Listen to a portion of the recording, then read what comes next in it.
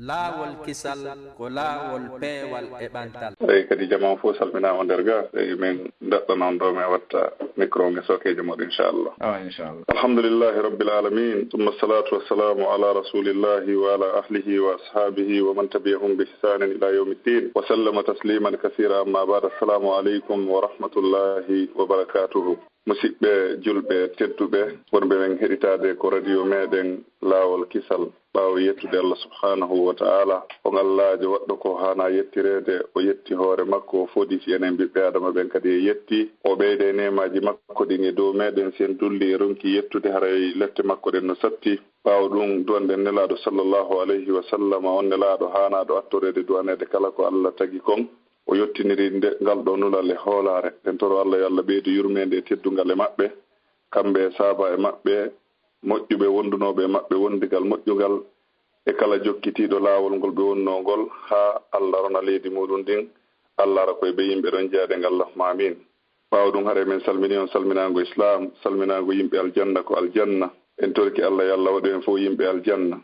o waɗida en ton e mawɓe meɗen e ɓengureji meɗen. haray no wowiri noon eno andirɗen noon e ñalade ɗen fof e nde ɗo ñalade waɗande juma. e haray en fotte ko radio meɗen ɗo fi ɓeydodirgol enen e karama koɓe meɗen e fi kaɗo diina meɗen, wono Allah holliri en noon e yo andintine belajo ko andintinte ko nafa e gonɗinɓe ɓen. en torki Allah yo Allah lonɗo waɗu en hara kokon ɗen andintinede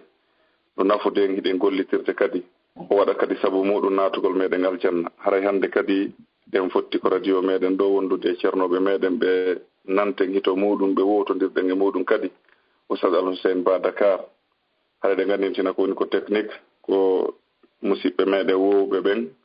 Cheikh Mouhamadou Aliou Bari, Cheikh Alpha Omar Diallo, e yumma meɗen nen hejja Fatmata ñippi e musidɗo moɗon on Abdoulaye Diallo. haray inchallahu taala e watte micro nge sokeji oustaz en ɓe ɓeyditana en ɗo ɗen yeru ko Allahu lamɗon newirani ɓe hande kadi e nder oɗo kikiɗe. kadi en toro jama on fof ɓattagol heɗito inchallah. ɗen andintina kadi ɓawto muhadara on ɗo haray ɗiɗo yewtereji no ko YouTube meɗen e ko ɗerol meɗen e Facebook e ko duɗe meɗen kadi e kadi duɗal heɓtolngal ngal darsuji maɓɓe ɗin ko on cippade ɗon. haray ɗen toro jama on ɓattagol heɗito inchallahu naforiji boyi heɓote muɗum. haray mbiɗa wiɗana jama on fof ko saɗi moɗon ko tooli e inde équipe Laawol Kisal on, gila Cheikh Issa en no wontiri Conakry fewndo ɗo. haray ɗe gandintina hiɓe ko technique, haray Cheikh Julde Bagna en e ko wona ɓeɗo haray fof no takko ɗo inchallahu taala. haray ɗen watta micro nge sokeje maɓɓe de mi wiyana ɓe ahlan wa sahlan wa marhaban bikum ya oustaz. alhamdulillahi alladi radiya al-islam lilmu'minina dinan wa nasaba al-adillata ala sihhatihi wa bayyanahu tabyina wa gharasa at-tawhid fi nufusihim fa athmarat bi ikhlasihi fununa wa a'anahum ala ta'atihi hidayatan minhu wa kafa bi rabbika hadiyan wa mu'ina. ثم الصلاة والسلام على البشير النذير والسراج المنير الذي اصطفاه الله جل وعلا رحمة للعالمين، فشرح به الصدور وأنار به العقول وفتح به أعينا عميا وآذانا صما وقلوبا غلفا، صلى الله عليه وعلى آله وأصحابه أجمعين وسلم تسليما كثيرا مزيدا ما تعاقب الليل والنهار. أما بعد أيها الإخوة، أحييكم بتحية الإسلام الخالدة قائلا لكم السلام عليكم ورحمة الله وبركاته. فإن عنوان هذه الجلسة بمشيئة الله جل شأنه سيدور حول الابتلاء، فإن هذه الدنيا دار ابتلاء وامتحان يبتلى فيها المؤمن بالسراء والضراء والشدة والرخاء والصحة والمرض والغنى والفقر والشهوات والشبهات. قال تعالى: كل نفس ذائقة الموت ونبلوكم بالشر والخير فتنة وإلينا ترجعون. ونسأل الله عز وجل أن يسلمنا من الفتن ما ظهر منها وما بطن، إنه سبحانه وتعالى يتولى هداية عباده. أرأي يتي سبحانه وتعالى أم تاوتاكو كانكو ني هاندودو e yettore ko waɗi ko kanko waɗi ko hani yettirde kala mo wona Allah subhanahu wa ta'ala ko waɗanaɗo ko waɗɗinimo yettugol o ala ko o yettire bal ko hanuɗo yettude subhanahu wa ta'ala ko waɗi joomi men wi'i wa ma bikum min ni'matin fa min Allah juuluɗen e nelaɗon sallllahu alayhi wa alihi wa sallam ɓen ɓe tawta juulugol e maɓɓe ko dewal ɗaɓɓirtengal baraji ɓattortengal ka joomi meɗen jalla wa ala mi salmini o salminago islam ɓaawo ɗum haray no haldirnoɗen yo en ɓattodir ɓeydodiren ko yowiti e kaɗo diina meɗen koye ɗum ka yarata yeeso koye ɗum ka ɓeydoto koye ɗum yimɓe makka wakkiloto koye ɗum yimɓe makka ɓeydoto ɗuuɗa koye ɗum yimɓe makka tabitata woni bi dhikra joni men wi'i wa dhakkir fa inna dhikra tanfa'ul mu'minin oɗo naf'u no huuɓiti tabitugol wonɓe gaaɓen e noddugol ɓe ala gaaɓen e ɗuɗɗingol wonɓe gaaɓen e sembingol wonɓe gaaɓen nafoore nden no huuɓiti ɗin ɗon fof haray hande ko faalaɗen andintinirde no fododirnoɗen ko al ibtila sen wi'i ɗum woni jarribeede ɗum woni al ibtila ko waɗi ɗeɗo galle ɗe wonɗen e muɗum ko noon ɗe wi'ete ko darul ibtila ko galle jarrabuye noon hino fecci faade pecce ɗiɗi ko jarrabuye mo tawata himo waɗɗini yettugol e jarrabuye mo tawata hino waɗɗini muññagol kono neɗɗo on wawata yaltude ɗiɗo ɗiɗi fof ko waɗi jalla wa ala o wi'i kullu nafsin dha'iqatul maut kala wonki ko meeɗay ɗum ko mettoto ɗum mayde wa nabluukum bisharri wal khayri fitna o wi meɗen jarriboro ngeɗe galle ɗo woni sattende e lorra meɗen jarriboro ngeɗe galle ɗo woni neema e ɓuttu ɗum ɗon fof ko fitna wa ilayna turja'un ko juutineɓi wo jon neema kaka joomi men hootata jon sattende kaka joomi men hootata haray ɗum ɗo si tumbodiri en jaɓay awa neɗɗo kala ka o woni fa huwa fi ibtila'in madama fil haya neɗɗo kala mo yiwɗa himo e jarrabuye ko waɗi jalla wa ala o wi e suratul fajr fa amma al insan idha mabtalahu rabbuhu fa akramahu wa na'amahu fa yaqulu rabbi akraman idan an ni'matu ibtila'un bi nafsi qawli llahi ta'ala neminede e teddinede ko ibtila wa amma idha mabtalahu fa qadara alayhi rizqahu fa yaqulu rabbi ahanan idan ashiddatu wal faqru wal maradu ibtila'un bi nafsi qawli llahi ta'ala idan kulluna fil ibtila ala yaltowo e jarrabuye kono noon jarrabuyeji ɗin no serta no woodi jarrabuye mo hendotoɗa tawa himo waɗɗinma yettugol si a wat yettali a lettete woni jarrabuye neema jomen si jonnima o nartete woni o feññinay no fotuɗa woni wiyete ibtila si joomi men ɗalima ma fawima haray ɗum hino waɗɗinma muñal e tabital si a waɗali ɗum haray ko lette kadi tawayma e ɗum awa ko hombo woni ala e jarrabuye hay goto koye ɗum wureten ha maaye jarrabuye noon hino jeeya e hikamuji muɗum feññingol darande julɓe ɓen feññingol alhaali men on honto fewndi ɗe no jeeya e hikmatu al ibtila neɗɗo on ko heewi kon so ɗuuɗi wowlude huunde joomi men feññinana yimɓe ɓen darande makko nden e nden huunde ɗum no wi'e ibtila si tawiile jiyaaɗo on wona e bange on ɗon o jarribora ka wowlugol haray ko heewi kon jarrabuye si heɓi alhikma haray hino mari kadi asbab al ibtila no mari asbab no mari hikam si tawi ka hikam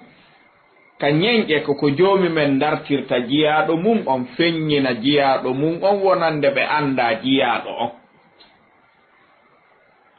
ko ɗum si joomi men wi wama kana allahu liyadhara almu'minina ala ma antum alayhi hatta yumiza alkhabitha min at-tayyib on andi ɗon ko ibtila onon wonɓe wiide amanna billah minen komin yimɓe sunna komin yimɓe iman joomi men wi ngi haala wi ɗon na non heddorto o tippinoyay ɗo ko sendidirta ɓen wowlaynoɓe e ɓen wonunoɓe ɗum hino wiye ibtila hino jeeya noon e ko ɗuuɗata wonde sabu al ibtila lil abd woni addulm wal i'tida ala al ghayr si tawi ko sabuji ɗin hara neɗɗo jarribete tun jarrabuye o yeƴƴito o ɗaɓɓita ko woni sabu on jarrabuye no ɓuri ɗuuɗude si tawi wona ibtila'un min Allah mubasharatan ilayka haray sabu on ko i'tida'uka wa dhulmuka lil ghayr no jeeya ko wonta sabuji jarrabuye toñugol e jaggitugol e haqqeji jiyaɓe ɓe ko ɗum sinelaɗon sallllahu alayhi wa alihi wa sallam ɓe makanno Mu'adh ibn Jabalin ñande ɓe immini ɓe yahan azzakawat fil yaman ɓe maki ya Mu'adh wi nam ɓe maki wa iyyaka wa kara'ima amwalihim fi ko a sahabajo tedduɗo jiyaɗo joomi meɗen waliyun lillah rento toñugol jiyaɓe ɓe wata a memoydey jawle maɓɓe tedduɗe ɗen wi'a ko ɗen ɗettataka gite maɓɓe ɗen cikkiɗon rento ɗum ko waɗi wattaqi da'watal mazlum rento ɗettugol ɗe huccita haraɓe ala doole sinaɓe hootu ka joomi men toñaɗo wosi hooti ton o yottantomo rento ɗum ta wonu sabu ko neɗɗo toroto e dow maɗa ko waɗi fa innahu laysa baynahu wa bayna allahi hijab torare toñaɗo hakkunde mum e joomi meɗen henjango alaɗo si yehi tun joomi men wi'ay la ansurannaka walaw ba'da hinin mi wallitotoma mi yottantoma ko waɗaɗaɗa kon ɗo kon ta hawju tun haysi wona joni ayi o yehi haray ɗum hino jeeya asbabul ibtila tooñe ala sabilil misalil aqrab sen jangiti e sira ma en hooti e deftere ɓurde ɓattade en sahihu muslim lil imami muslim en yehi ka bab nahyi dhulm aw bab tahrimi dhulm imamu nawawi waɗi damal ngal hiɓe addi ɗon hadis o sonnajo wi'eteɗo arwa bintu uwaisin mani to ɗen inde makko nden fal qissatu fi sahihi muslim hino jeeya e ko yilti dongal e tagore joomi meɗen e tooñe e jaggitugol qissa arwa o hara ko fiɓunoɓe tooñugol e lorrugol jiyaɓe ɓen ɗum laaɓanaɓe ɓe acca fiw ko waɗi no hulɓini no feƴƴirino ɓe wi arwa bintu uwaisin o kawtirno e o sahabajo tedduɗo wi'eteɗo Sa'id ibn Zaydin min ahadil asharati al mubashirina bil janna kama na'rif Sa'id ibn Zayd no jeeɓen sappoɓe ɓe kawtiri e hoɗo ɓe ari ɓe sinki hoɗo ɓe kawtiri ka hoɗugol tawi goɗɗo ala hakkunde maɓɓe ñande goo tun o debbo Arwa bint Uwaisin fini dawani Marwan ibn Abdul Malik kanko no amirul mu'minina nden ñande o yehi o wullitoyi ton Sa'id ibn Zayd o wi Marwan wi naam o wi Sa'id ibn Zayd taƴi leydi andi ɗuytindi naadi bornu mum o manarahu o naadi e nder leydi andi o jattila leydi ndi jon noon ko woni amirul mu'minin wonu hakkunde amen yen ɗo noon wahimatu dhulm mawɓe fulɓe Fuuta ɓe ma kay mo waɗi golle muɗum dimbugol leɗɗe ñande goo o dimboyayki jabbatti ɓen nana ɗum ɓe gandi pirin jabbatti ka o gandi ko ɗi woni memmintaake mematake ka sa wi an a dimbay leɗɗe kan kiiɗa o a dimbayki kiiɗa o a yeƴayki kiiɗa o a memminayki ñande goo a dimboyey ki jabbatti kin noon kañum ɗin ɗon ɗi accanta jommum kaa ɗi accay oye o wullitoyi ka Marwan ibni Abdul Malik e dow Sa'id ibnu Zayd ɗum sattani moƴƴam oɗo Marwan anduɗo Sa'id ibnu Zayd on sattani mo noddugol mo landito kono wi ɓay a wullitike a wi'i Sa'id ibnu Zayd jattima leydi tumbere leydi wo wo awa ɗo de awa ko ma noddenmo Marwan immini yahanowo Sa'id ibnu Zayd yimɓe ɓen no jooɗi habbimo anda hay hunde ɓe ari ɓe inni wo Marwan ibn Abdul Malik amirul mu'minin woya notomo Sa'id ibn Zayd wi ma bali wa balum amirul mu'minin ko honnum mi bonni hay mo noddanmi ɓe wi min anda wo koya noto o wi khayra no gasa ko moƴƴere o mi o yehi o noti o tawi toon sonnajo on Marwan ibn Abdul Malik wi mi fawama ɗo ko sattanimmi ya Sa'id landitagol ma ko mi nani kon e maɗa awale mi wawata ronkude landitade ma miɗo huli joomi men ta landitoyolan kañum yaafoɗa mi landoma Sa'id ibn Zayd o kon ɗum landotoɗala wo o sonnajo ɗo Arwa bint Uwais o ari ɗo o wullitike wohi ɗon kawtiri hoɗo wo a jattimo leydi a taƴi a ɓori borno ma on a dirni a naadiri sengo nder leydi makko ndin a iri ɗon borno on a ɓeydi leydi ma ndin a ɗoyti leydi makko ndin ɓay ko a gorko ko o debbo Sa'id ibn Zayd wi inna lillahi wa inna ilayhi raji'un musiba hadihi o wi Marwan ibn Abdul Malik o wi naam wo haysi mi nanano nelaɗo Allahu on no maaka ko min nani ɓe maaki kala dirnuɗo bornure muɗum ko fototawa cuɓal leydi e tumbun goɗɗo joomi men taƴano yeymo ɗon haa ka jeeɗɗaɓiri waɗano mo koɗol ɗo ɓorno darngal fanni ma no dara alaka o wallina haysi min mi nanano nelaɗo no maaka ɗum mi suusata ɗum wana noon fii ko min nani nelaɗo no maaka ɗum mi yottinani mofte ɗen kono mi waɗanta ɗum Marwan ibn Abdul Malik wi ko ɗum goy mi tañƴinino kono ɓay mi fawama koma mi landitoma yaafoɗa o wi gasi o wi Arwa wiwɗa mi taƴi tumbum ma leydi sonnajo on suusi wi adirni borno Sa'id ibn Zayd fewte qibla wi Allahumma in kanat kadhibatan fa'ami basaraha waqtulha fi baladiha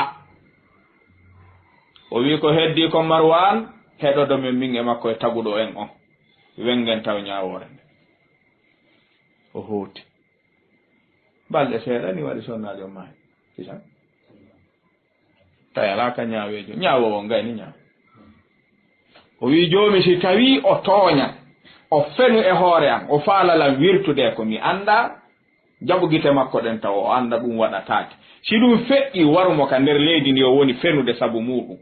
ko balɗe seeɗa ni waɗi debbo on wumiɗi ka nder galle muɗum o uni ka koloyru makko haaɗi ɗon Marwan wi ñaawowo ñaawi gasi Sa'id jokkiti haaju mum o wi min mi nana nelaɗo no maaka ɗum haa gayna mi dirna bornure neɗɗo konno mi mari haaju e ɗum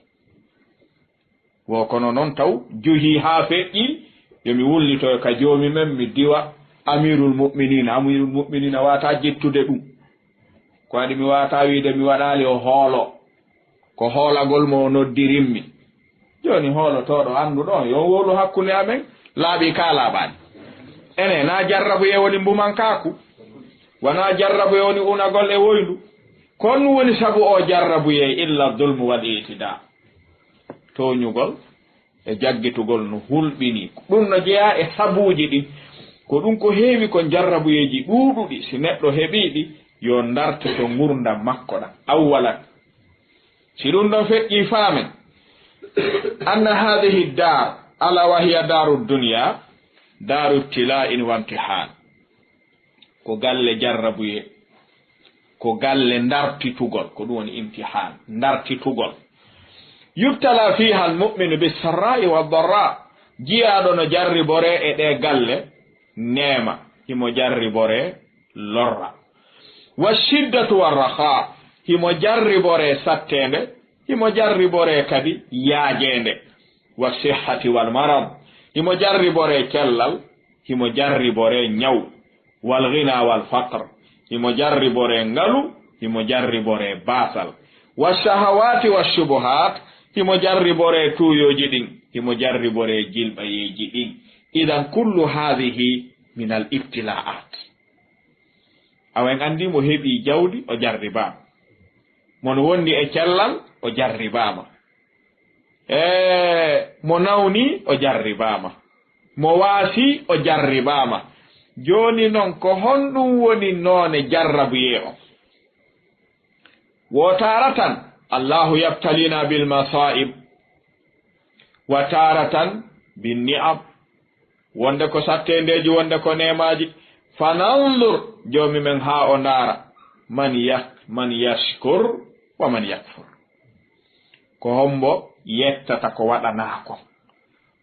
ko hombo yeddata fii ko waɗako o gandi ko ɗiɗi wonɗo ko hombo yettata ko waɗanako ko hombo yeddata fii ko waɗako andi ɗum kan no waɗa ka jom men ko ɗum woni humpitude yimɓe ɓe waman yasbir waman yaqnut ko hombo muññoto ko hombo taƴoto wiya ɗo kan ko ni heddorto ɗo kan ɗo gasi ko hombo jogoto nde finde e joomi me'en qala ibnu abbasin ɓe firti ɓe maki wa nabluukum ay nabtalikum bisharri wal khayri ay bishiddati warraha woni sattende e yaajende wa sihhati wa saqam woni cellal e ñaw wal ghina wal faqr woni ngalu e basal wal halali wal haram joomi men jarriboray en dagiiɗi o jarriboray en harmuɗi ene en haaɗay e dagiiɗi ɗin ka en yawtay hewtoyen ka harmuɗi ene fewno ɗo ko dagiiɗi ɗin ɓuri ɗuuɗude faalaaɗo kaa ko harmuɗi ɗin ɓuri ɗuuɗude wonande faalaaɗo mo immanke on to ɓuri welde heɓirde ene ko wiiɗo suɓata yangi kaa ko wiiɗo suɓay awa fi yo faama seeɗa ka ɗaɓɓere jawdi ko wiiɗo min no mi heɓiri wodo inchallahu ɓay ko ɗum mi yalti ɗaɓɓugol ko o yangoto kaa ko wiiɗo ɓayri on tino andi maaya moɓata ɗo ko woni wodey ko hombo e ɓe yangi fewndo ɗo ko jarrabuye noon an noon sa wi a suɓay joomi men hibbante tun konko suɓete ha laaɓa ko a suɓowo sa wi a suɓay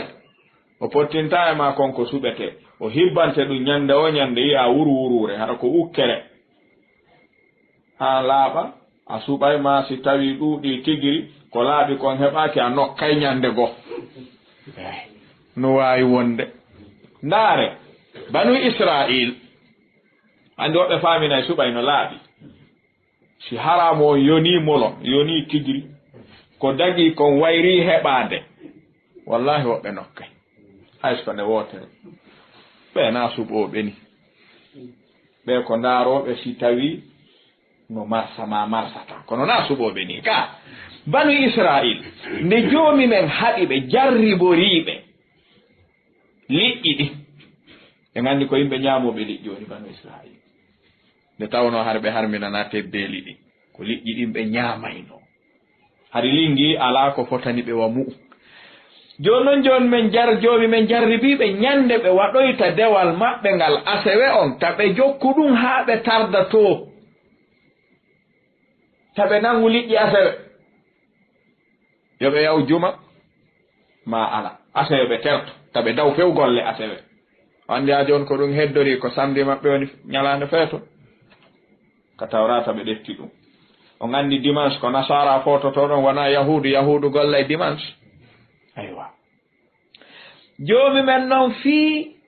yo holle jarrabuye ko newinangolma ko haɗaɗa ko woni jarrabuye wona wirnugol dey e maɗa hara yi'ata joomi men watti imminde liƴƴi ɗin asewe ɗi ara ɗi ponto pantanno ɗi wiira ɗi pallito palaw ɗi banto woɓɓe arɓe ndaarugol si ɗi arde ɗi piito ɗi habbomo takko ɗon kadi so nangay ɓe ndaara ngi ɓe ndaara alhaali maafe on ɓe ndaara alhaali janngo ɓe ndaara alhaali hanki ɓe yi'aano janngo ɓe annda hannde ndaari e ɗi ari surra an hiɗi humbi ndaari ngiiɗo hay ndaari hay ngi jaɓal yaade a yii sa faala nangay tawa ngi dirtata hara kadi ko yonay ngi ko faalaɗaako ngi abbo ma ɗon haa nanga ma acca ɗum wiyete ibtila ko ɗum si ɗaɓɓoɓe arki seɓen yo wattu hakkil haramu on joomumen udditante ɗum siko a julɗo haa feeña a rentoto an ko harmi o addante ɗum hara ko ukkere sa suɓay ko ɗon andoto ɓe watti wiide yo mi naara haa tawi ɓe suusali nangude ase on ɓe kamba ɓe hoota ɓe watti wi'oyde jooni andi ɗo jooni ɗo ayi dimanche sen ari en ala yiide wa yawma la yasbituna la ta'tihi si wona asewe ɗi arata ñande asewe ko surra an ɗi arata haray hiɗi pallito konto ɗi wonno na jarrabuye ni wonande marɗo hakkil ɓe watti arde juma kiikiiɗe ɓe asana maayo ngo kadi woni arde ɗi pallito ɗon asewe ɓe asi joolol ɓe jokkini ɗon ɓe waɗoy jooli hara ndiyan ɗan iwray ɗon unoyo yeeso hara naɓoray ɗi forcé andi si ɗi unoyte ɗi wawata ƴewde hoota ndiyan ɗan noon no wawi yiltade hoota ɗum ɓe waɗa ɗum juma kiikiiɗo no weetude asewe joni noon kana gemmuti asewe naati cen ɓe waɗa ɗum jemma joni janngo mum andina ko jemma ɓe asi gayɓe ɗen joni liƴƴi ɗin arata jemma ɗon ko janngo si weeti asewe ɗi arata ndiyan ɗan bugoɗi ɗi unoyo ɓe araɓe tawa no heewi tew liƴƴi ala bimbi arata ɓe nangoyaɗi nden ñande dey joni ɓe accude ala bimbi ɓe inna asewe feƴƴi en waaña en mi nangal ɗo lingi asewe dey ko ala mi nangi ɓay ko ala ɓe woni yaade ɓe nangoyaɗi ɓe adda andi ko hiila ɓe hollay woni joomi men hiɓe ƴoƴi joni noon nde ɗum ɗon ɓe jokki haa ñande goo ɓe ari nangugol ɓe wonti baaɗi ɓe hooti tawi waandu fottay emo anndi eɓɓa mo yewtude no ɓe faamondirira hara noon neɗɗo jaɓata daranande waandu hara o annda ko jaatigi makko ni kono jaatigi makko kañum no anndi ko kañum wonti waandu no faalamo yeetade liƴƴi memataake halkay kono ara o fa o yen tun o doga fiw o potto accu faamondire ala no faamondirira e waandu ka ko jarrabuye haala ibtila awa idan siɓɓe julɓe tedduɓe faamen enen ɗaɓɓoɓe jawle ko joomi men harminani en kon ɗum newototo ko joomi men haɗi en kon ɗum newototu ko joomi men wiye suɓu kon ɗum welata yiitude wallahi wiiɗo koko dagi kon tum yo heɓu ko ɗuuɗi ko accaɗo ko gite naara ko dagi tum ko dagi kon tum ko yer ko huntire haaju heɓoto ɗuuɗa ɗuuɗude haa si ɗuuɗi haa tum hay si koko dagi yeeya golla haray no woodi nooni naatirde hara noon on dagaake kono jillay ko heewi ko illa man rahima rabbi ko ɗum si tawi wattanen hakkil joomi men no jeeya ko jarriborto en woni alhalal wal haram jaɓen yondinagol suɓa hara ɗuɗɗinoraali tentii ko harmi kon ko waɗi baaɗu salaf ɓe wi'ayno menen zaaduna yoni men ka aduna ɗo ko waɗi mo ɗuɗɗinaali mooɓugol aduna hasboore makko nden tongoytaako haa kono mo mooɓii ɗo dongal milliardji haysi ko laaɓuɗi dagiiɗi tum o waɗiiɗi kadi ka laaɓi dagii tum jittoygol ɗum naasama kala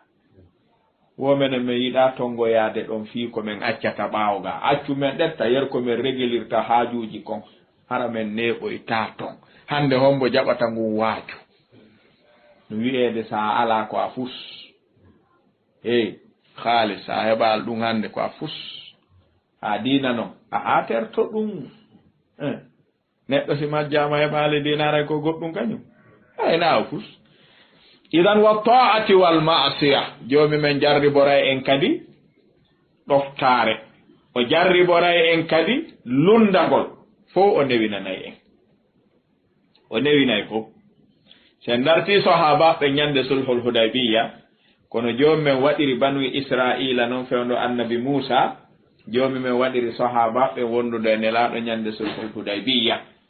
e yi mbarodiji ɗi ɓe ɗaɓɓayno sika kacca e ɓe woni haa ɓe ronkadi yiide ɓe hootara ɓe yalti fi majji nde ñande ko ɗin jomi men soggi ka ladde ari tawi ɓe ñallidi e maɓɓe sulhul hudaybiya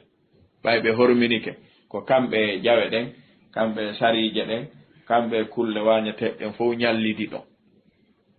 aray waalo takko ma ɗo si fokkiti immo yaaɓe fiƙka bokku mum tappakinal maɗa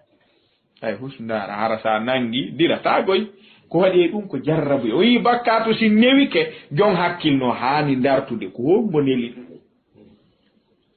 o yi marɗo hakkil jaɓata rewde e hoɗo e laawol fay kun yalta e nder galle bobo fay kun daro kun yenne an e mawɓe ɓen kun hocca hayre ñosoɗaku haray ɗa haani heɓude hakkil kun tun suusa ɗum no woodi ko ni ɓaawo ku haray ko yarento hayre nden doga hara ɓe heɓataka ɓe innira ko nun tappanɗa kun si ɓe heɓa no ɓe luuboroma ka ɓaysi kun feri ka fentinde hewtale a nangi laawol ɓenna an heɓalde ko nangiremo ono mari hakkil so memu nokku e joni andi pay kon suusata wadde ɗum mawɗo ni tun ka joni jawre no daro takko bani adama si ɗum ari fittike maɗa ɗa hani andude ɗum no woodi sabu a waɗi bakkatuji ɗi wonde yiide no newi o jawle harmuɗum ko wonde yiide no newi ɗum wattanen hakkildey ɗum ko pilicol non ɗo gandi pilicol ka tawi ɗe gandi bandugol ka me en yawgol ka garka sakije ley nano wirte koko fettata gabbo guttu tippano ma colli jani ɗi andi saare a moƴƴini gantirru ndun ɗa yanñude ka koyngal ngal natata ɗon weƴƴita ha moƴƴa hibba takko ɗum fof hibba hay nder ton kono ɓayri garka on no hitti e mayru ɓuri ko ndu hayni ɗon kon ndu wi'ata ɓoggol ngol ndu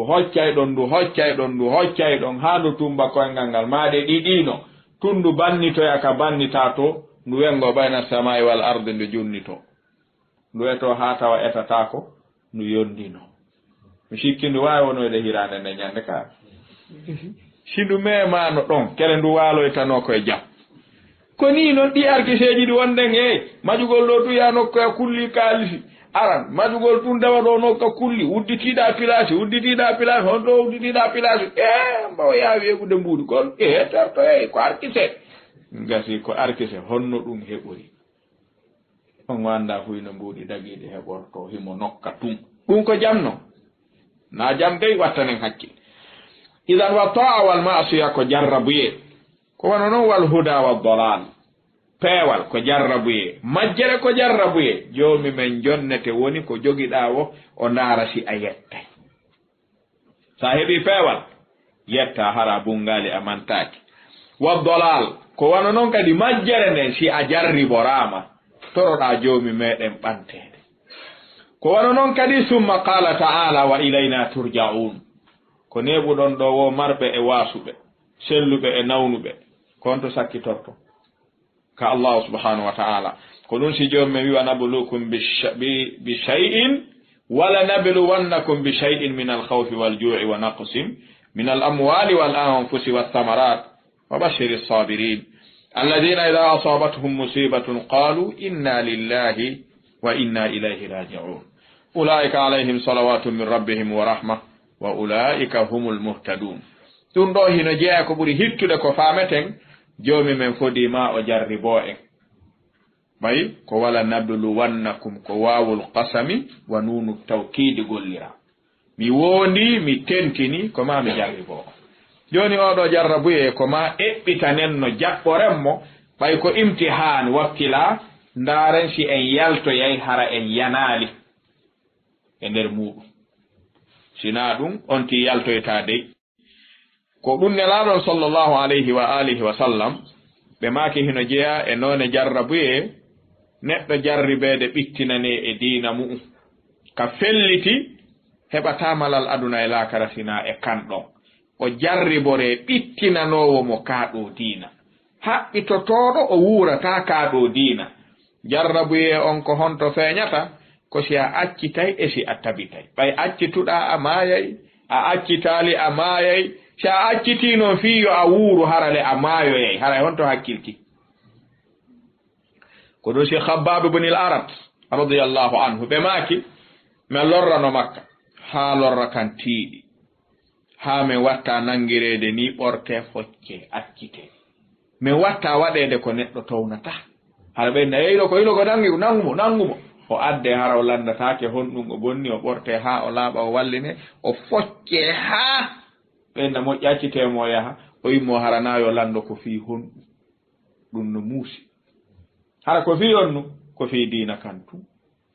ñande goo Khabbab woɓɓe waɗimo ɗum wat ɗum goɗɗo kadi waɗi ɗum goɗɗo kadi no jeeyano e waɗaynoɓe yuɓɓa ɗum Umayyata ibnu Khalaf e Ubayyu ibnu Khalaf ɓeeɗo ɗiɗo no jeeya ɓurnoɓe lorrude julɓe ɓen e nder Makka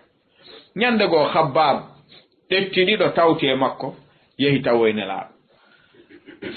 ɓe tawi nelaaɗo hino soɓɓindi ka suudu Kaaba hino juggi hoore nden e suudu Kaaba ndun hino fowti hino ndaara no aduna woni yaarude ka diina maɓɓe tawi on say gooto suusata kamɓe noon ɓe nganndi ko oya Jubayru ibnu Mut'im holnunooɓe ɓe heɓi on amana tawi jooni kamɓe hiɓe deeƴi nganndi nde ɓe iwti Taif ɓe maaki ɓe naatude nganndi ɓe sakkinoɓe ɓenni ɓe naatta hannde kadi Makka on say ɓe tawi jooni alaa no ɓe naatira ɓe inni Makka on haɗaylan kami jeya ɓe wi a naattaɗo ɓe inni awa jooni ndaare ɓe yilti ɓe neli goɗɗo ɓe inni yehi noddanami Jubayru ibnu Mut'im on yehi yettin o Muhammad no nodde nokkel kaari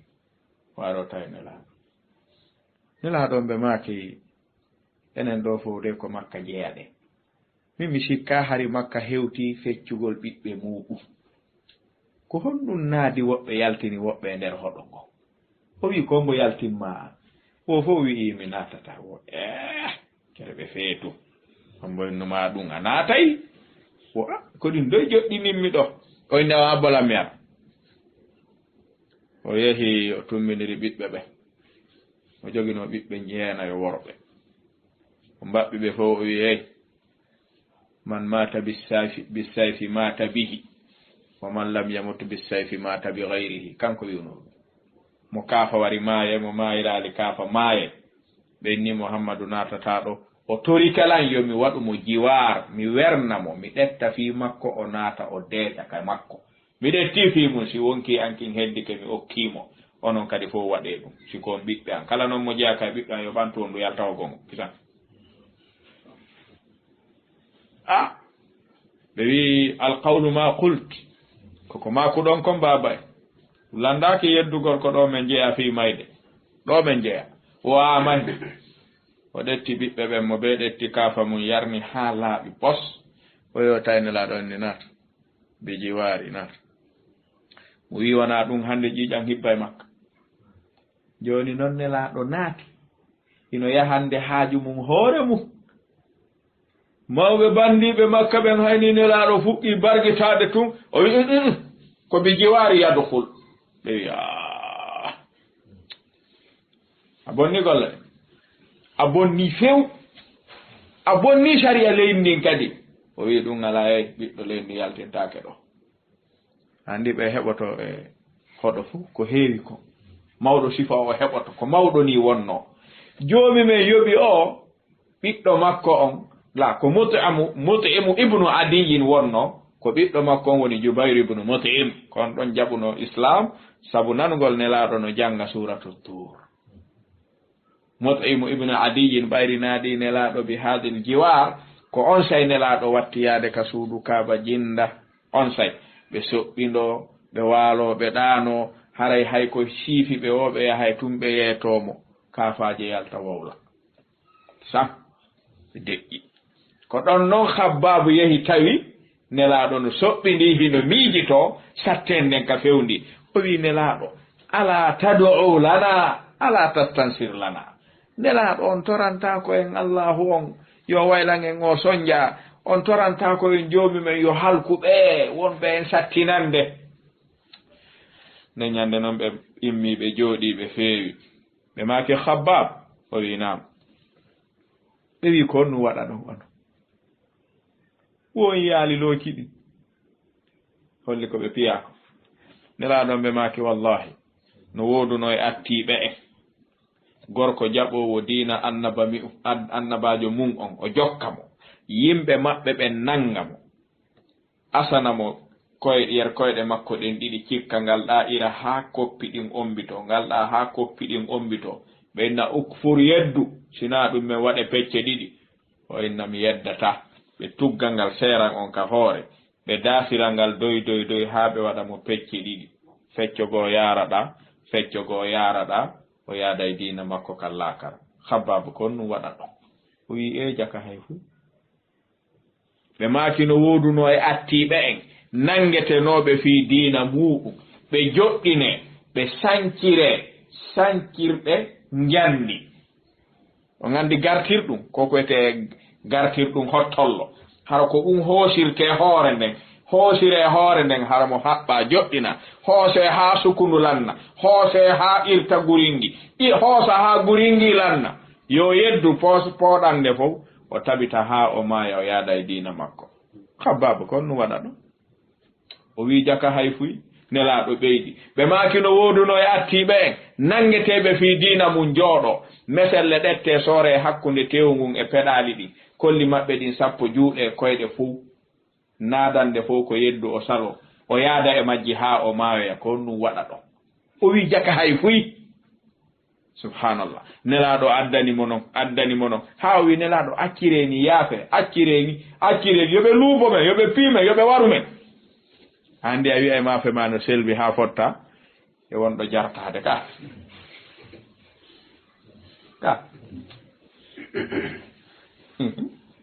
hande o wi accireni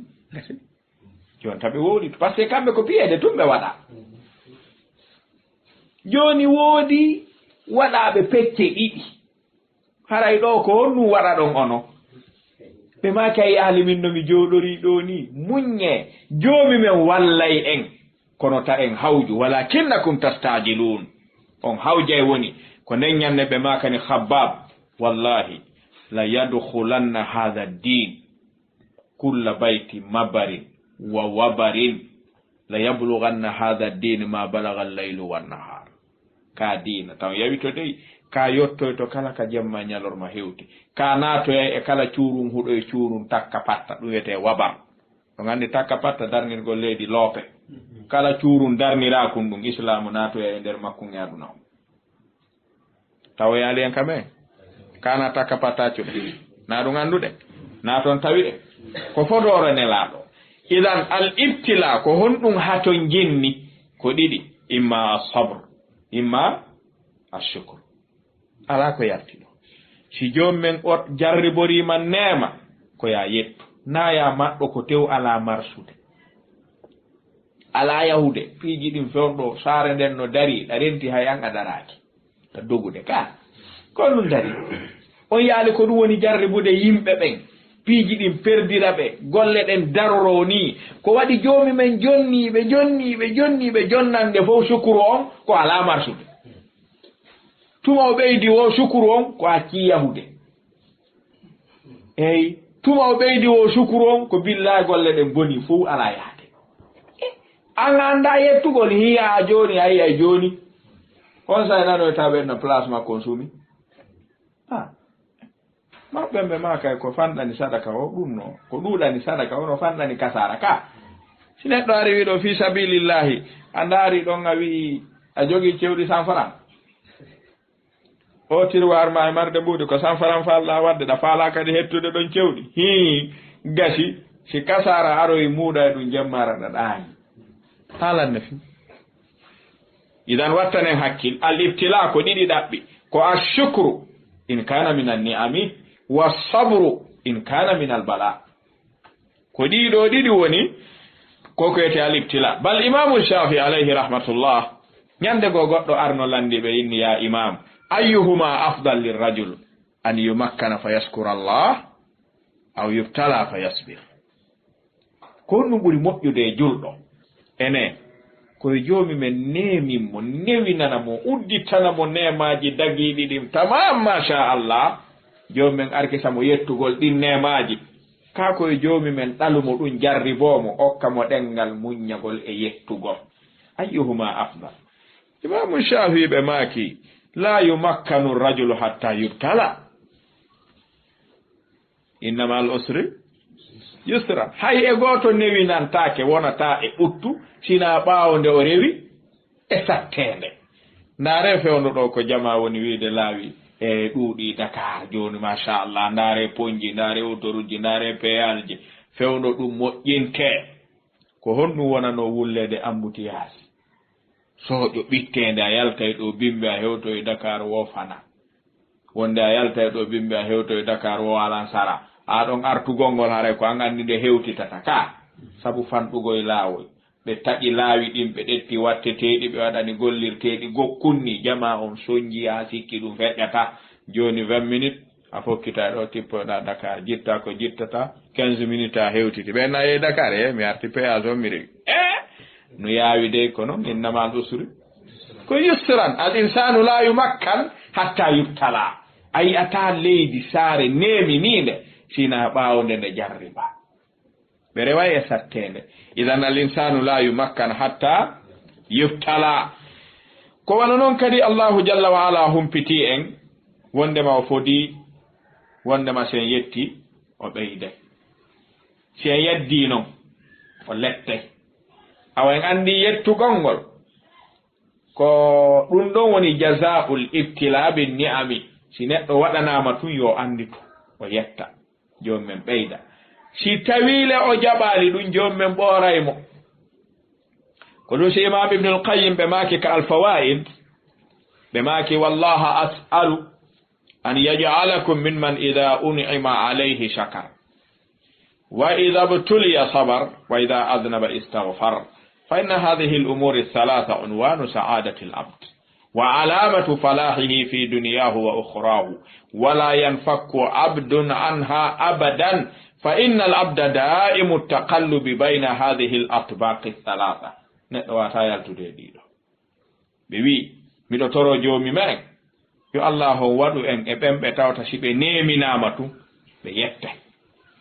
sabu a wata wonde imma hiɗa nemina ma hiɗa jarriba hiɗa sattira ka wa idha btuliya sabar si o jarribama o wona muññotoɗo mo sattinta fiiji ɗin fi jarrabuye o wa idha adnaba istaghfara so bakkon ɗinni o andita tubugol fa inna hadhihi al-umuri thalatha ko ɗiɗo tatoni unwanu sa'adati al-abd jiyaɗo so tawi tun o neminama o yetti o jarribama o muññike o bakkon ɗinni o tuubi ko honto mari kaw malira ɓuri ɗiɗo tati ala ko ɗiɗo unwanu sa'ada si neɗɗo acci ɗiɗo haray boni jon noon hino jeeya e hikmatul ibtila imma allahu yabtali abdahu takfiran li sayyi'atihi fi heefangol mo bakkatuji ɗi o wondi ɗi tawata ala ko heefataɗi siwana jarribeede jom men fawa mo ɗum ɗon fi ittangol mo ɗum ɗa takfiran li sayyi'atihi wa rif'atan li darajatihi ma ɗum jom men falama ɓantude fi makko jarribomo o ɓanto to gandi jarrabuyeji buy ko bimana ɓante yimɓe buy si ɓe ɓantade ko tuma ɓe jarriba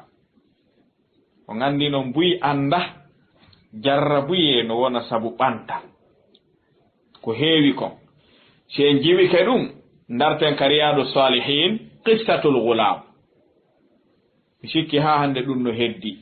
on andi kumpay kun lanɗo o ronku faamude wondema al ibtila ko rif'a lil mu'min kono ko ida sabara ko waɗi diina islam kañum ko diina ka tawata ko si ka cokitama ka huɓɓa hino wawi o furgere yiite on andi yiite ka furgere ka huɓɓaɗo si yehi ha falama ɗanade ko sa cokiti a heli goɗɗe goo wonti nder ton a ɓanniti ko e goɗɗe goo ɓeydo kadi huɓɓude ka ɓe wi diina koni kosi cokama tun on andi Quraysh ɓe ronku faamude koko ɓe woni cokkude nelaaɗo kon jama woni ɗaɓɓitirde fii nelaaɗo jokka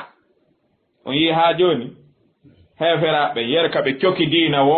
ino jokkede ɓuri ko ɓe won ka wonno ɗon ɓe tawa ko si ɓe accii woni jokkataake awale ɓe wawata accirde ni ko ɗon islam o yi pay konkon gulam nde joomi men faala ɓantude fii makko ɓante diina kan ko ɗum holluno lanɗo on ko lanɗo on ɓayri pay konkon woni sabu wuntugol yimɓe ɓen o jangi laawol annabi isa ngol ka tibbu nelal maɓɓe ngal haa tawi no jeeya ko addi ɓe ko ñawndugol o jokki ɗum haa jooni men jarribike mo kanko pay kunkun o watti ñawndude yimɓe minal baras wa minal ama yimɓe wumiɗunoɓe yiyata no neeɓi o mawla yeeso ngon tumɓe yiya laaɓa poyi yimɓe marnoɓe kote hulɓiniɗe o mawla ɓanndu ɗum bisimillah tun dikka sella ken joomen jarribimo haa o waɗani ɗum hikkiiɗo e lanɗo on wumi ɗum ɗon ɗo lanɗo on anndi joɗɗinimo ittimo e golle pay kunkun no anndi mo ɓayri on hikkiiɗo e lanɗo on humpitike pay kunkun no ñawndude tefi haa fii yiidugol e pay kunkun ndaara si ittanaymo mbuman kaaku ngu waro inni pay kunkun min mi humpitike jooni an a ñawnoy al abrasa wal ama pay kunkun wi min mi ñawndata dey innama yudawi allahu azza wa jal in amanta bihi wa saddaqtahu da'awtuhu fayashfik ko ɗum ɗo no woni hari wowoltake on sen ɗa anndi noon sa jaɓi ɗum lanɗo warete o ni la min so ittanay lambuman kako mum tun mi jokkay mo wo a wowdu kalima seedagol lanɗo on seedi irriti pay kunkun wi bisimillah gite ɗen hetti o yi jalbi sal o wi ka dina ɗo no awnude ɗum mo warama ɗum no moƴƴigo e fii ɗum a ko mema yi'a na yawaroya mawlay tun ala ɓettugol lekki yaru seeɗa ko e hin yahu gasi ala ordonnance ndikki oɗo si wima waɗu a waɗayde ndaare jama ko ni tampude analyse je échographie je e hôpital ji ko ɓe wi'a o jama fof no wawi ñaari ɓuɓɓinaaɗi si nawni yehi ko docteur honnu makuɗon tun o man honnu makuɗon docteur wiɗon koye mi yarir honno eyi wiɗon yomi addoye analyse honnu e honnu mbawle ɗen e honnu eyi ɗum ko honno mi waɗiroyta ɗum koye mbuusu mi waɗata kaka fof andi ko ni oɓe la haray ɗo mo ɗofti hay si ɓe inni yo ar mo tabɓi ka junngo adda ɓay mo faala honnu jalla o aroye si goɗɗo landi ko wayno docteur wi mi waɗɗomi noon halas e jonno sa fotti e wi o ɗum ɗo fof wala a ndikki a yehi gasi a naarila tawi a ndikki on si wi qul la ilaha illa llahu ɗum harayno satti ɗon satta lanɗo on ɓay hetti gite mum ɗe ngari wi lanɗo hulaɗo on kukuru ndum nara ɗi pijina hulɓini goyi goɗɗo anda aduna no yarata andi allahu subhanahu wa ta'ala o fi makko no hulɓini lanɗo wanko on wonɗa wolude ni an no gayne joni ɗay yagoy wala ɓurma rentude goye allah on jonni tilangite hande wo hombo woni on wo e taguɗo leydi kam mo taguma on wo nangemo wo nangela hoy andi sa raɗike hulɗo a nangay suusuɗo ko fuɗɗora warede tay kadi warede nden e mum no weltinimo eyi nangemo nangelan kono wiɗen ɗo o hulɓina o hulata eyi ko so tawno nangemo ɓe hewtakimo haray noon no huuli nangemo e nangela inola anndi ɗo o suusi o hoolike bimana o heɓi iman ɓay noon o wari on ɗon o yahani pay kunkum o wi o waray kum joni o ronku faamude jarrabuye on ko ɗanningol ko jokki kon ɓanta diina kan addi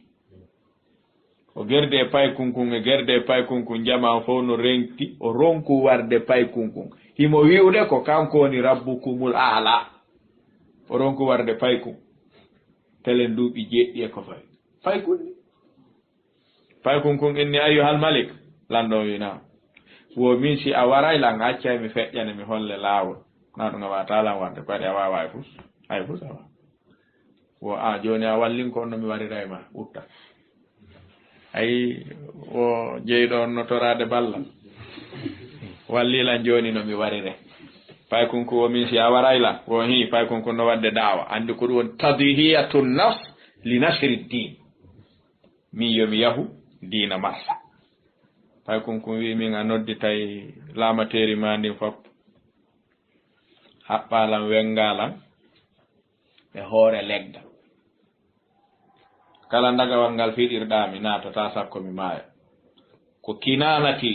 sasa hum an dagaji an ɗen ko ɗon yaltinta an kadi fampoto daroɗa wiya bisimillah fof nana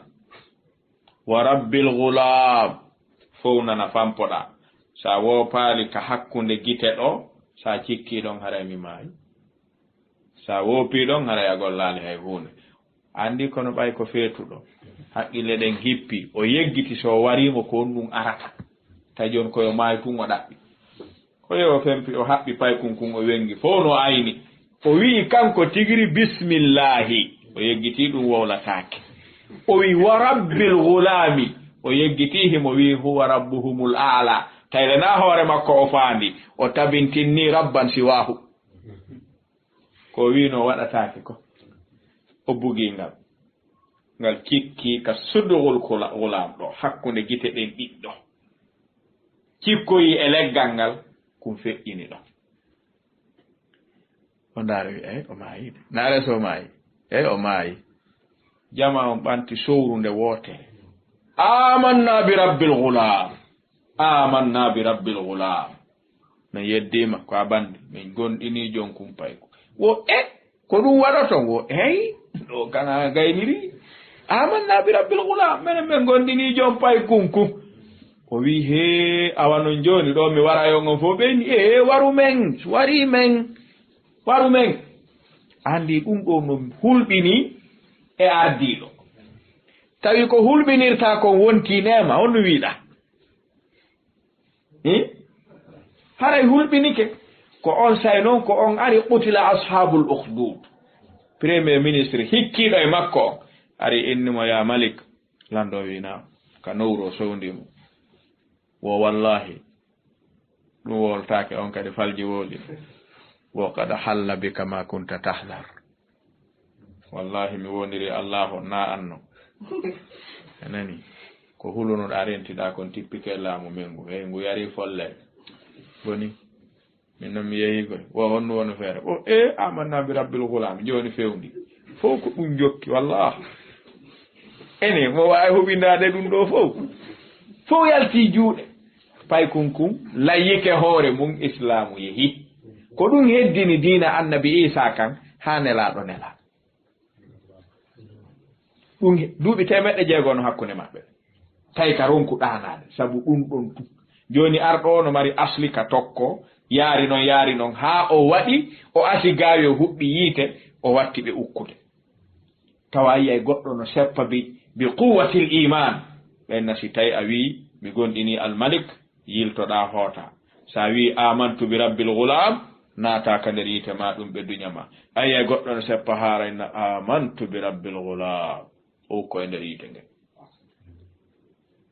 ko ɗon nelaɗon ɓe maaki o ukki na sa o ukkata sa arɗo o hino yaarude gonɗinal timmungal hara no faami ko nema naatugol ɗo sabu diina mum kam e sene nden tiiɗe ɗum ko jogi ɗen enen hayɓe wi a jatta e ɓeygu ma a accita e sunna ceerno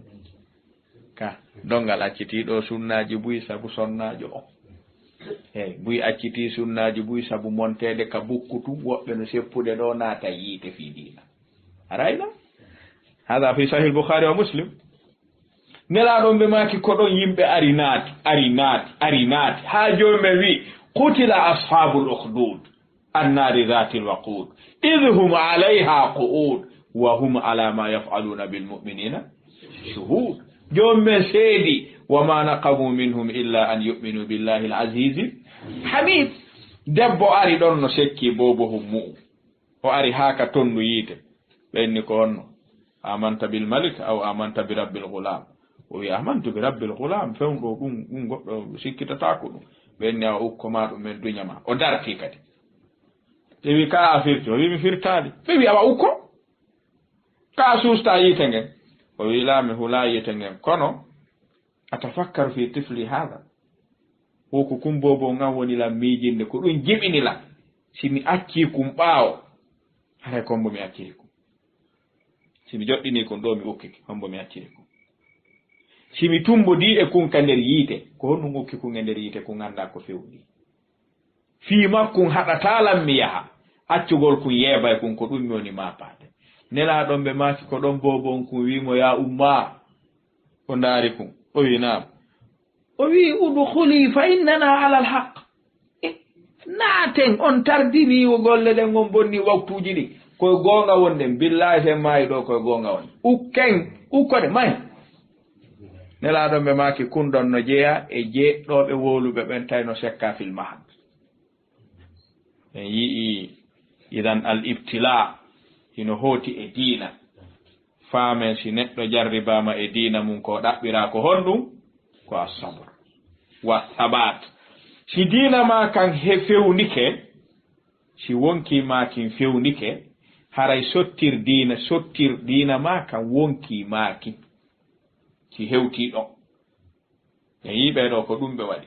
sikke woole ala ɗeɗo mofte no moƴƴi ɓuri moftali attiɗi fof ka sen landike enen e ɓen ɗon hombo moƴƴi ka ñawoore sari'a ko enen ko hombo ɓuri moƴƴude ka golle wowlen ɗon kadi ɗon kama famali ko lande ɗen wiiɗen jommen wi'i kuntum hayra ummatin ukhrijat linnas kombo ɓuri moftane laaɗo ɗe moƴƴude moftali attiɗi hay gooto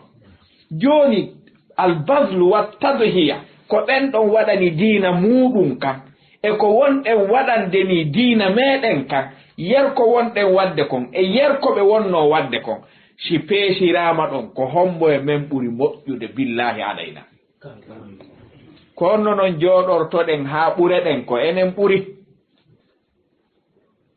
haa to jinni jaaboɗen ɗum goy ɓayde renti ko nde waɗande diina meɗen kon ɗum sikaka waktuuji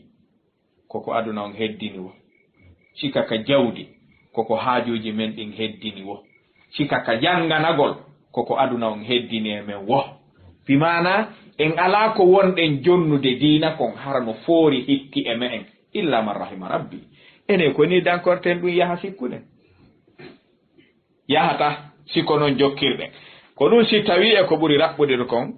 ko alkhulasa ko ɗum ɗo woni ko fayda ko falnoɗen anndintinde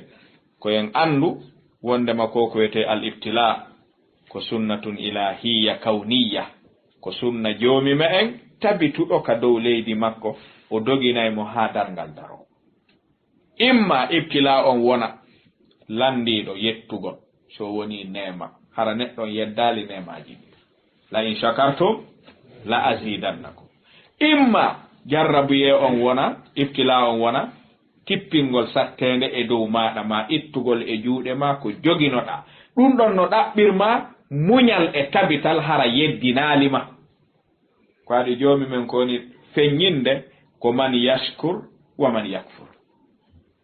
ko hombo yettata simi tippini nemaji ɗi ko hombo yeddata simi tippini jarrabuyeji ɗi fof ko minji kulluna abidun lillah allahu yatasarrafu fina kama yashau ka kono faala o waɗirta e jiyaɓe makko ɓen jaɓen noon no waɗiri wo ɗettiren no ɓayɗen renti buy no woola haalaji ɗi tawta ɓe wattanta hakkil anane woɓɓe no lanndo kono no wayi ɓen ala wo no waa ɓe nganndi mana ka haala ko firti ka kono no wayi ala wo no waa ka ɗo ka firtirɗa ka wo ko yaha few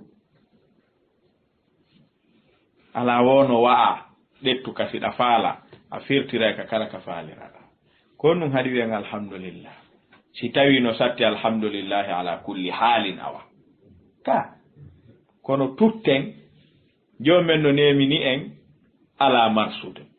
on andi ko ni jomumen neminiri tagornen ɗo haa ɗuuɗi ɓe yeggiti ɓe yeddi few jomumen addi non holli ɓe ko ɓe wonno yelade ala marsude ko ala marsude ko ala marsude ko o hibbi non haa ɓe yi si ala marsude honno wa'ata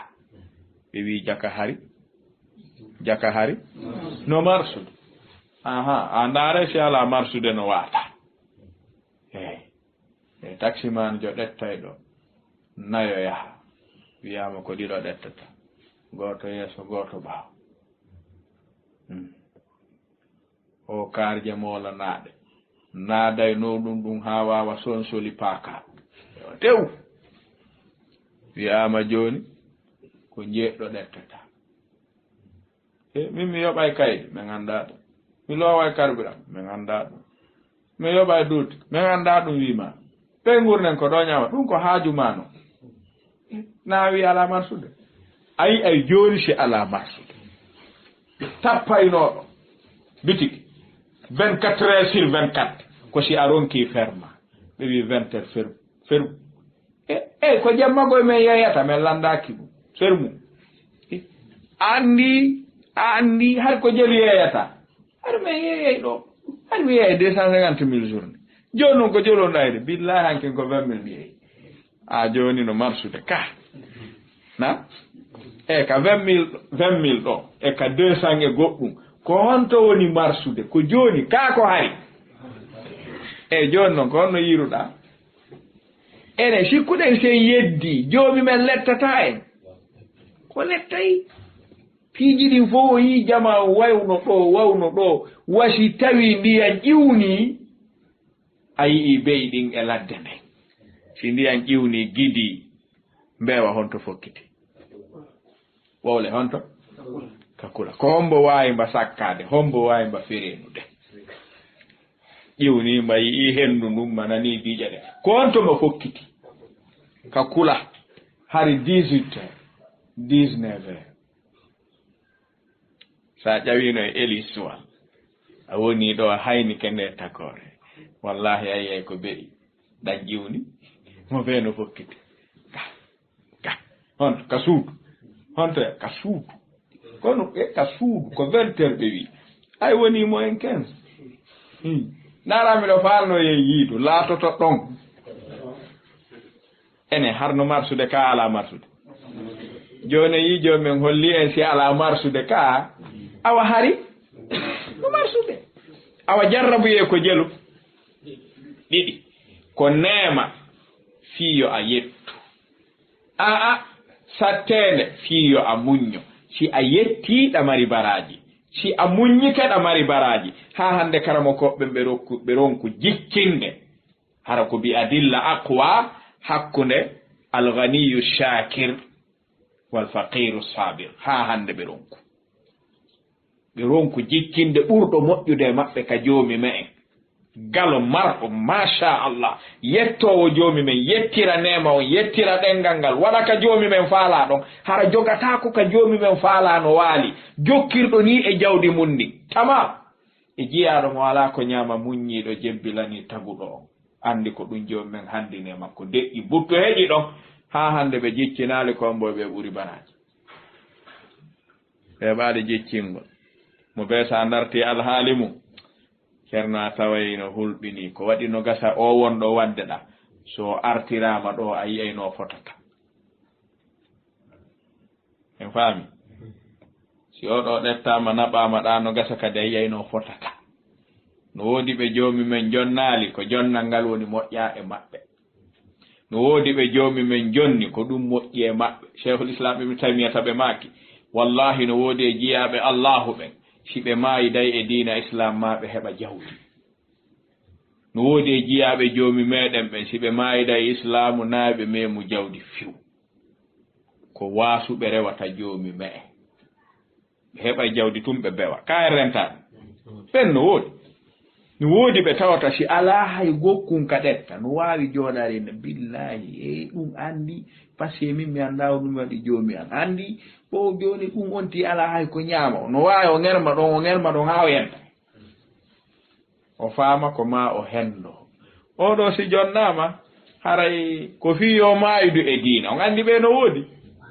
hakkunde ɓeɗo ko honto no wawɗa jikkinde marɗo daraniiɗo ko joomi men wi kon emo ala muññiɗo yondinani joomi meɗen a wata jikkinde awa ka joomi men waɗirma wo wakkilo tun ko ɗaɓɓiraɗa ɗon kon haray goto ɓurama ma fo hara ko ɗum ɗo woni khulasatu dars ko ɗum ɗo wiyete al ibtila ko sunnatun ilahiyya summa huwa kawniyya nas'alullaha azza wa jal an yarzuqana الصبر والحلم والأناة والتحمل للابتلاء ونسأل الله تعالى أن يرزقنا الصدق والإخلاص والشكر على النعماء إنه سبحانه وتعالى يتولى هداية عباده السلام عليكم ورحمة الله وبركاته. وعليكم السلام ورحمة الله وبركاته. أستاذ ري سلمتا مدون on jarnama fota fota o weltanama e batte nde ɗo yewtere yoɗunde terki Allah subhanahu wa ta'ala yalla waɗu ko misane mon hasanat yawma la yanfa'u malu wala banun illa man atallaha bi qalbin salim. ñande woni wonki e jawdi nafata e ɓiɓɓe fof si wona on arduɗo ko Allah e wonki hisuki e bidia e shirku Allah dandu en shirkangol Allah e lawde yimɓe aljanna. hara on jarama waɗno yimɓe heɗitiɓe fof kadi yimɓe mantaɓe ɓen e tawta si ɓe nani konngol ɓe ƴette ko ɓuri ko moƴƴude ɓe gollitira ɓe haɗito kadi ko haɗa kon fof e muɗum yo Allah hawten en fof ko aljanna makko towuɗo aljanna firdawsil ala. nam haray ɗen andintina jama on en udditay lande ɗen inchallahu ta'ala e way wadde étoile 6 e hoodere capanɗe jeego e goho. Waleykum salam wa rahmatullahi. ɗo way wadde hoodere capanɗe jeego e goho haray en udditoye ɗo lande ɗen udditanen jama on inchallahu taala ara ɗen toro jama on goto kala waɗa landal gotal saabu noon haray jama on hino ɗuuɗi fota fota haray ɗen gandintina kadi jama on fof e haray fii ko hoynugol hara si tawi woɓɓe goo landike goɗɗum hara woɓɓe goo kadi no falno landagol sifa ɗum ɗon haray fii ko hoynalngol en hoynana karamakoɓe on ɓe jabade ɓen haray yondinoɗen ko on tigi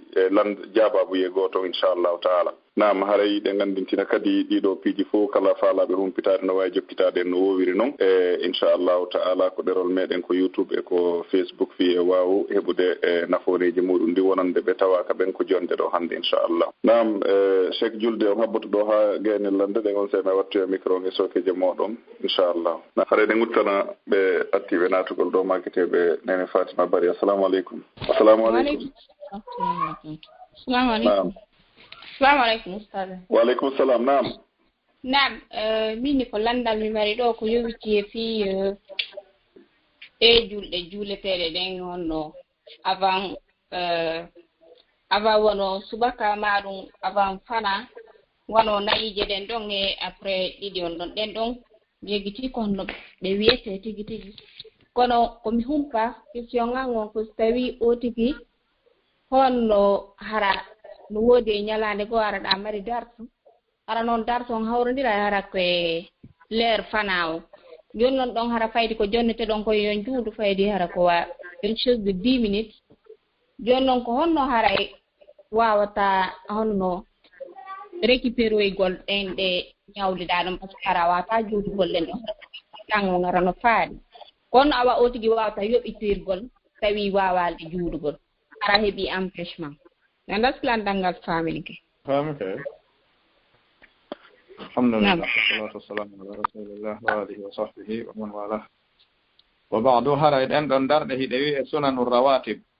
Woni darde jokkitayde farillaji din woni darde 12 e riwaya go darde 10 e der nyallangal e der 24 heures. Hara en don no jeena ko buri sellude side fuuti ke juldo on sabu nganto ino selli o yoɓitoyɗe kala ka o heɓi waktu e colfum ka wawata ɗe juulude hay si waɓɓutugo naati wono alansara o hay si alansara o wara naati ara on gaynal ɗum ɗa ara yewtuki no wawi yoɓitude ko jemma mo wawi ɗe yoɓoyde jemma simo faa nam waɗi hara ɗe naati e zawatil asbab woni marɗe sabu juulugol awa aywa hara on jarama noon kadi naam haray ɗen uɗitana ɓeɓe numéro mum lannitori ɗo ɗen 06 e numéro France. Assalamu aleykum 45 06. Assalamu aleykum. aywa gasara ɓe ala takko téléphone on haray ɓe wawi artude inchallahu taala. naam haray ɗen uttana ɓe makketeɓe Cheikh Idrissa. Assalamu aleykum Cheikh Idrissa. Assalamu aleykum. Naam haray ɗe gandintina jama on e wonande wonɓe ɓen ko lande haray ɓa jama on no ɗuuɗi haray ɗen faala ordonugol haray kala tawata ɓe udditi haray koɓe wonu takko téléphone o yandi saabi Allah Naam, ɓe numéro mo lantorɗo 61 76. Assalamu aleykum. Wa aleykum salam. Naam, Oustaz en hetti on ɗon. Haray lambarɗo landal ko yowondiri haray du'anagol nelaɗo ni haray wiugol yo Allah ho yo naada ɓe ko aljanna firdawsi e sahabaɓe ɓe jokkuɗo kala ko ɓe jokkuno si tawi haray no moƴƴi noon no toranagol ɓe Allah no anda no haray ɓe naata e aljanna kono haray waɗagol ɓe on duwa ɗon si tawi ara ino moƴƴi ko ɗum woni landal ngal. Assalamu aleykum. Eywa, naam Oustaz. Aywa naam, ɗum no wiyataake no harmi kono ko tahsilul hasil ɗum ɗon no tabiti. Ko ɓuri moƴƴude ko juulugol e maɓɓe ko ɗum yamira ɗen ko torani ɗen ɓe wo e moƴƴere hino moƴƴi kono Allah hon naado e nelaaɗo aljanna joni men humpiti e nelaaɗo no ka ndere aljanna sahabaɓen no ka ndere aljanna ɗum ɗon ko hunde tabitunde noon toragol ɗum ɗon ko tahsilul hasil amma juulugol ngol toro joomi meɗen yo ɓeydu weleede ɓe yo joomi men ɓeydu ɓantugol darajaji maɓɓe ɗin yo joomi men ɓeydu ɓantugol fii maɓɓe ɗum ɗon harayno ɗaɓɓal toragol kono ɓe naato e aljanna on ɓe naati aljanna kato an bi nafsi qawlillahi taala ko waɗi ɗum ɗon si duumama haray hulɓinotota awamu on sikkito si tawi ko naatoɓe aljanna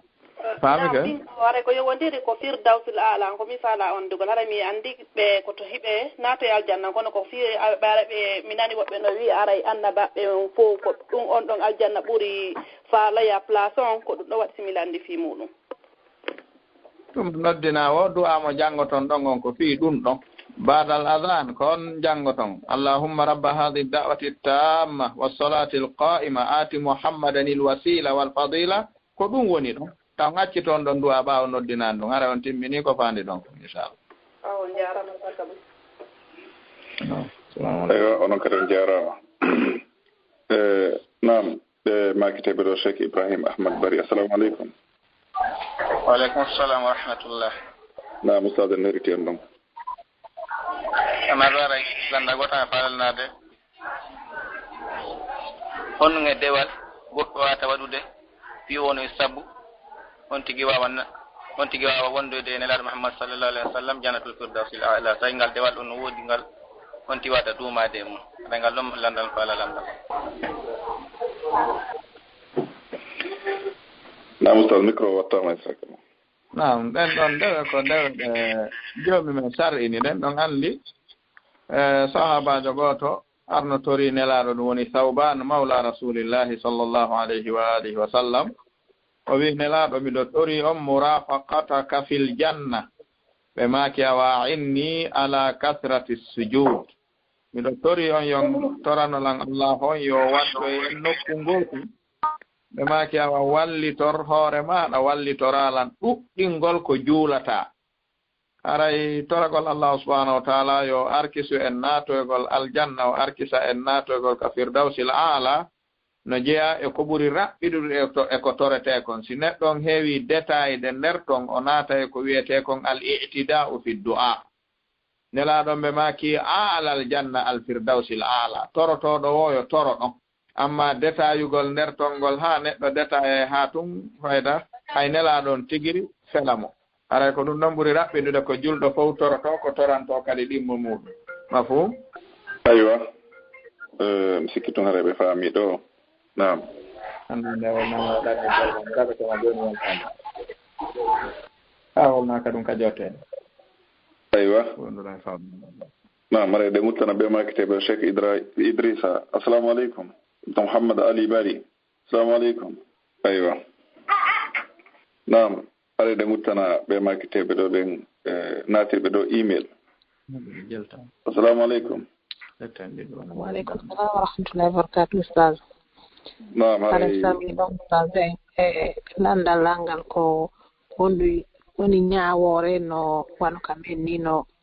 gorko janano supportirta ni sonnajo janano e moto wayno ɗum hannde kamen ɓe joɗortano koɓe bambo e ɓaawo e taxi moto jo aɗa ko man landa assalamu aleykum on ko jooɗiɗon onon meɗen Europe ga fewn ɗo Allah subhanahu wa taala no waɗi arkise on ɗo fewn ɗo ɗum no wadde kam on ton ala wadde ga ko lagine no waɗa ton moƴƴa wacce ha hewti tan to ma ɗum noddon wonɓe tomɓen ɓe jaabo on kamɓe nan mbay menen ga ɗum alaga ok inchallah noddire wonɓe tomɓen si wonɓe tomɓen ari waɗi yewtere to lande ɓen ɗon ɗum to inchallah ko jaram naɗu joddal jan assalamu rahmatullah na Oustaz haray ɗo miɗo mari landal hawnaki inchallahu taala haray mi addangal ɗo haray cheikh Isa kadi no derga e cheikh Julte Baña haray Oustaz landal ngal ko woɓɓe musidɓe meɗen woni ko landi ɗo ɓe maaki haray sonnajo maɓɓe on no ñawlino lewru suumayru ndu fof mayru e nder noon ko sonnajo yoɓitata kon suumaye on haaju maɓɓe yana e sonnajo maɓɓe ɓe ronka andugol wonde sonnajo on no hoori ma hara hiɓe andi si ɓe noddimo ɗon ɗen e mbaldi haray maɓe ni sonnajo on wota hooru hande haray ɓe mari ɗon bakkatu wono masalan ɓe namo janngo ay sa hoorari haray ɓe mari bakkatu e muɗum tawi mi faami landal ngal no ngal arde noon hara ko sabu faalegol sonnajo maɓɓe on ɓe naari sa hoorari janngo faami woni on andi ɗon Cheikh Abdallah ko toɓɓe ɗiɗi jogondirɗe woni e nder on ɗo masala aywa woni ko tawgol sonnajo newnanaka hoorugol korka naafiilo hara moodi makko no ɗon sina e dungaye makko ɗum nelaɗon ɓe humpiti ɗum alayhi salatu wassalam ɗimmun ɗum si tawi sonnajo hino hoorude korka yoɓeteka farilla haray hurma bonnugol mo kanɗon korka ala hurma bonnugol korka kanka nder suumaye hayso suumaye o woni yoɓude nde tawno hiɗen andi nelaɗon alayhi salatu wassalam yumma men Aisha ɓe maki e haqqe maɓɓe iɓe ñawlotono korka suumaye ɓe ronka wawude yoɓude kanɗon korka suumaye sabu nelaɗo on ha sabbordu suumaye daro siɓe wawa eɓɓude yoɓugol si tawi gorko on wi wata ɓengu mum hooru janngo korka yoɓeteka karamo koɓɓen mi anda saliɓe ɗaɓɓirgol mo ɗum ɗon ko ɓayri ko waajibun mu wassa un o jogi waktu ka yoɓeteɗon no heddi no juuti karamo koɓɓen ko woni ɓe jaɓata koyo huɓu korka farilla kan yoɓugol ka moodi makko bonniranamo ko jima'u on dimana ara tun forsa mo ma yana e makko bonnira korka kan yiidugol ɓe ngol haramo yoɓude korka suumaye ɓe wi ɗon haray o waɗi ko tawata haana ko waɗi farilla on no haana timminede kono karamo koɓe buyɓe wi ay si tawi haaju makko no mum naafi bonnugol korka kan tum ɓe bakkon ɗintamo ko waɗi sonnajo no hanno diisinade o ɗaɓɓa newnanede ko waɗi koye waktu ka yaaji o woni yumma men Aisha ɓe maaki miɗo ronkayno heɓude no mi eɓɓitira yoɓugol sabu nokku nelaɗo on e an hiɗen andi le korka kan ko ñalorma wona jemma iɗan si gorko wi sonna mum ta hooru janngo sabu lam mari haaju e maɗa no waɗɗi sonnajo on o ɗofto ma dama ko heddi kon heddaki no heddi ɓuri balɗe ɗe o ñawliɗen koni ɓe jaɓanta gorko on ko bonnirgol korka kan ni tun ma o inna taw hooru tun fi hon ɗum ta hooru tun miiɗa hoora ɗon ɓe jaɓanta gorko on kono si tawi ko li haajatihi la mani a fihi on jarama Oustaz jazakumullahu khayran haray inchallah ɓe famira nam haray miɗo udditana ɓeɗoɗen inchallah makite ɓeɗoɗen Cheikh Mouhammad Alpha Ba assalamu aleykum wa aleykum assalam wa rahmatullah assalamu aleykum Oustaz waleykum assalam wa rahmatullah haray miɗo mari ɗon landal kono o photo tirotoɗo photo ni ha anda noon joni photo no harmi wenna joni o tirotako o filmitotako kono naatay ka internet o daaray toon tirotoɓe e filmitotoɓe haray ko ñawre ɗum ɗon mi faalo andude assalamu aleykum wa rahmatullah assalam wa rahmatullah haray so jaɓi fotagol e tiragol ngol ko munkarun koko aña haray no harmi moƴƴa haray arrida bil munkari munkarun tawi o jaɓi no harmi ko ɗum o acciri ko ɗum o yaltire mum haray jokkitugol mo ɗaɓɓita ka ɗum woni ɗon o ndaara weltorgol mo bone on ko bone kadi haray holnaaki kadi taw yilto e muɗum ko waɗi koko yiitere yi'i ɓernde bimana jiñanta immanto haray hino jeeya ko ɓuri fandude e daraja inkarul munkar inkaruhu fil qalbi añum hunde nden ka ɓernde si tawi hunden no wela neɗɗon ka ɓernde haray ko salinde kon timmali taw faami ke فاهمك. السلام عليكم ورحمة الله وبركاته. الله ودين جودي الجنة. Cheikh Abdallah gasi no yimɓe no ɗum nder gasal moƴƴa nam ɓema kitewɗe aywa joni nde guttande ɗo ɗen yimɓe ɗiɗo darɗen ɗo inchallah noni nam aray ɓema kitew Cheikh Saïd Bari assalamu aleykum. وعليكم السلام ورحمة الله. نعم بمكتب الشيخ سيد باري السلام عليكم. شيخ إبراهيم السلام عليكم. وعليكم السلام ورحمة الله وبركاته. نعم أستاذ النيتيون دو.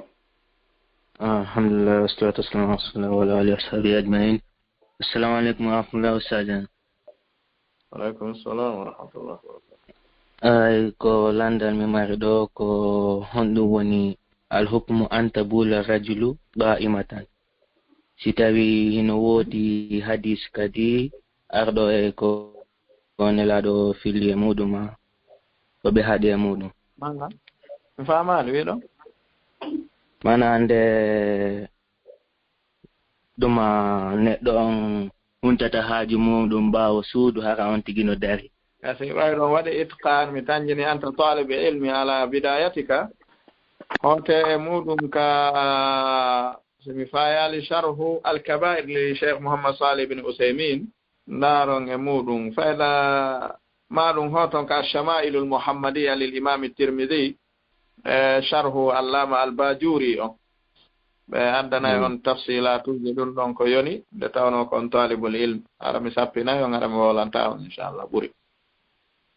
نعم جزاكم جزاكم الله خيرا. السلام عليكم. صلى الله إليكم.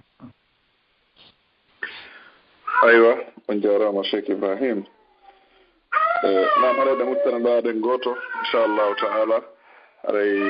saabu noon haɗa ɗen andi jonde nden juuti seeɗa ɓemakiteɓe Cheikh Aboubacar assalamu aleykum. mi anda so jonnata on ɗon o lanɗo haɗa o faala landade Cheikh Abdallah. ɓemakiteɓe Cheikh Aboubacar assalamu aleykum. وعليكم السلام ورحمة الله وبركاته. نعم أستاذ نيتيون دون نعم كونهم. السلام عليكم يا شيخ. أنا بيدو ماريكو لندن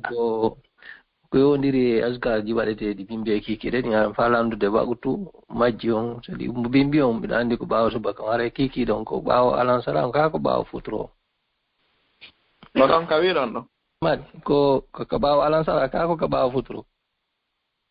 ko ɗon saw mi famali ko fala ɗon landade gongo e dawo min ko askar ji waɗeteɗi mi famani mi landaki mi ari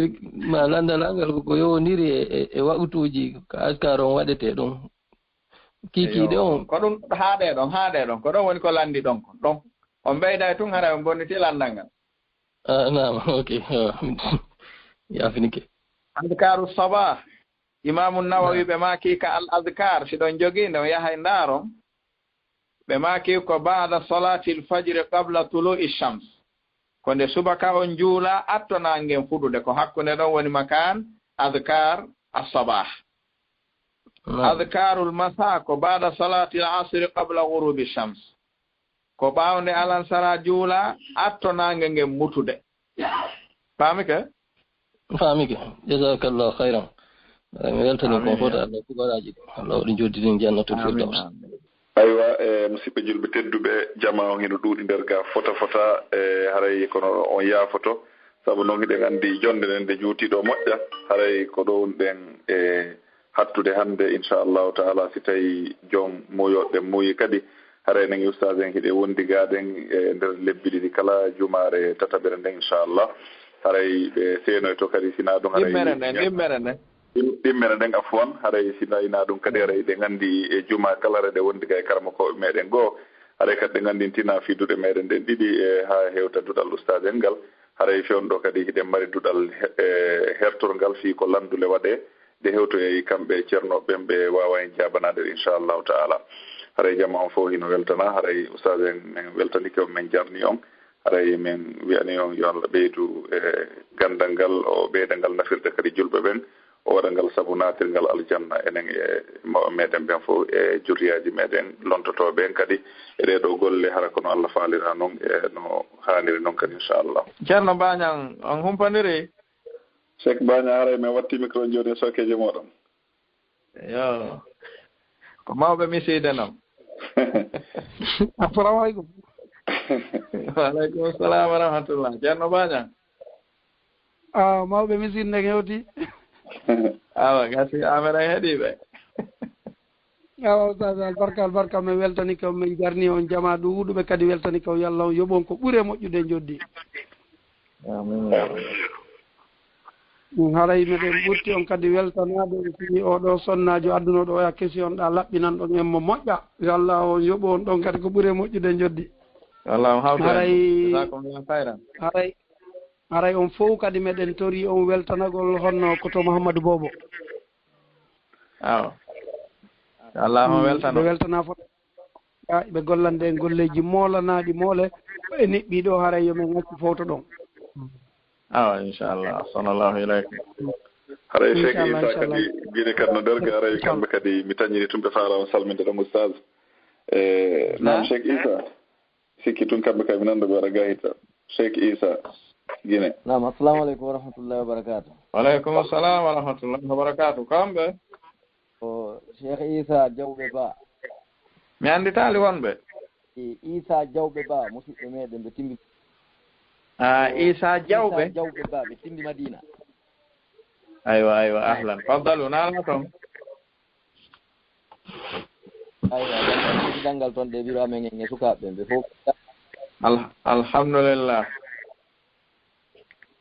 Ɓandu no ɓurore boyi weltani ko mbuyi men toriki Allah jam tum men toriki Allah yo Allah waɗa on ɗum ɗo ko mandake ɓurɗe moƴƴude mandakeji ɗin kadi duuminayi en fof meɗen e gollugol ko moƴƴi yamira kon habiten e muɗum Allah jettita dow muɗum haray mi hattawa ɗo ɓay amin ya Allah ko juuti haray mi salmini jazakumullahu khairan wa assalamu ilaykum yana wayakum jazakumullahu khairan Cheikh Abdallah ray assalamu aleykum. Aleykum assalam. Oustaz haray men nam aywa gasi haray meɗen takkoɗo inchallah. jazakumullahu khairan. aywa nam haray oustaz haray men yarani on min salminaɓe e gonɗen ɗo haray en deballe ɗo kadi jazakumullahu khairan wa assalamu ilaykum. amin wa iyyakum oustaz. nam musidɓe julɓe tedduɓe haray ko ɗo wonɗen hattude hannde kadi si tawi joom muyoɗe muuyi haray e juma yontere hannde inchallah windi équipe on haray jama on fof hino weltana hino jarna haray fayin eɗen andintina sowno kala